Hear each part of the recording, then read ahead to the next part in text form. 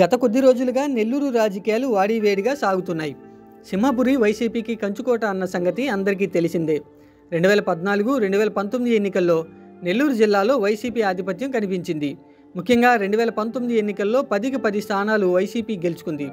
అయితే మారిన రాజకీయ పరిణామాలతో వైసీపీ అక్కడ కొంత ఇబ్బందికరమైన పరిస్థితులను ఎదుర్కొంటుంది.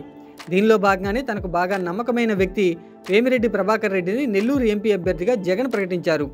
అయితే జగన్కు వెన్నుపోటు పొడుస్తూ వేమిరెడ్డి టీడీపీలో చేరడానికి రెడీ అయ్యారు. వేమిరెడ్డి విషయంలో సీఎం జగన్ కొంత బాధపడ్డారని తెలుస్తుంది. వేమిరెడ్డిని తన కుటుంబ వ్యక్తిగా భావించారని, అలాంటి వ్యక్తి ఇలా చేస్తారని అనుకోలేదని పార్టీ నాయకులతో జగన్ చెప్పి బాధపడ్డారట. రాజ్యసభ పదవీ కాలం ముగియడంతో ఆయనకు ఎంపీ స్థానాన్ని ఇచ్చానని, నెల్లూరు సిటీలో అనిల్ కుమార్ యాదవ్ను మార్చమన్నారని, అనిల్ను నరసాపురం ఎంపీగా పంపించారని, వేమిరెడ్డి భార్యకు టీటీడీలో మెంబర్గా 2 సార్లు స్థానం కల్పించామని, అలాగే వేమిరెడ్డి ప్రశాంత్ రెడ్డిని ఢిల్లీలో స్థానిక సలహా మండలి చైర్మన్గా నియమించామని జగన్ నెల్లూరు జిల్లా నాయకులకు గుర్తు చేశారు. అయితే టీడీపీలోకి వెళ్లిన వేమిరెడ్డికి ఆయన అనుచరులు గట్టి షాకే ఇస్తున్నారు.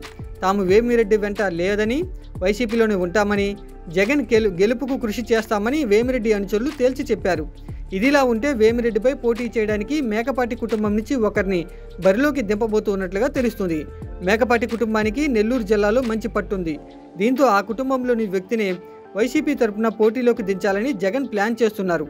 రేసులో మేకపాటి విక్రమ్ కుమార్ రెడ్డి పేరు బలంగా వినిపిస్తుంది. మరి మేకపాటి కుటుంబాన్ని వేమిరెడ్డి ఎలా తట్టుకుంటారో చూడాల్సి ఉంది.